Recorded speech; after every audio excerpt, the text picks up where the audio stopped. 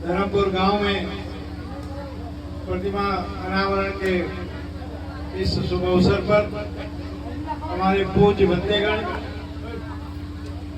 मंच पर मंचासीन हमारी सभी नेतागण, विशेषकर हमारे 6 से नवाब साहब, नवाब कलवेशन जी, प्रधान जी, हर्ष गुप्ता जी, विश्राज जी,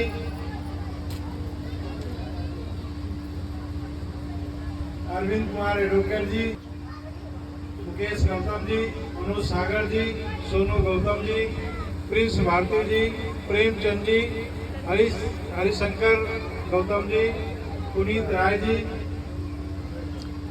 तौले राम जी, रामाधार जी, रामचंद्र मास्टर, विष्णुदयाल जी, रामभजन, रामदयाल, पुतुराज शास्त्री, होतेराज, सुशील ड्राइवर, लालता प्रसाद, भगवान जी मास्टर, राकेश कुमार, पुष्पेंद्र, विकास, वीरेंद्र, सुरजीत, लाले, मलेश, सुशील, दिल्ली।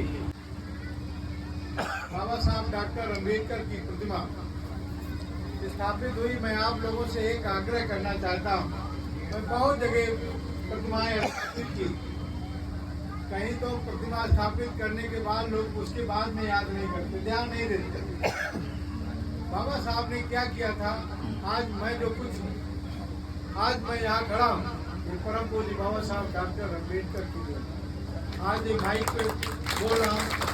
आज मैं राज्यसभा सांसद लिखवा रहा हूँ।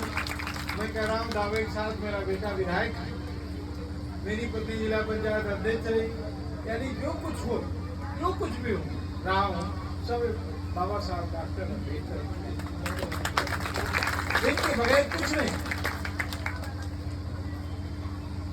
तो आज बाबा साहब डॉक्टर अम्बेडकर जब देश में हमारे पैदा हुए थे तो देश में जातीयता की ज्वाला धड़क गई।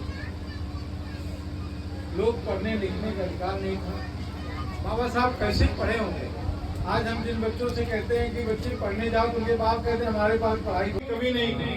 जब मैं पढ़ने गया तो मैं इंटर करने के बाद देखा हमारा एजुकेशन वाईडी कॉलेज में नहीं हुआ। पैसा इतना नहीं था कि मैं बीएससी इंटर से एग्रीकल्चर किया। एग्रीकल्चर करने के बाद में इतना बड़ा विद्यालय, यहाँ ना पैसा था ना यहाँ पे विद्यालय था, तो हम एग्रीकल्चर से नहीं करेंगे।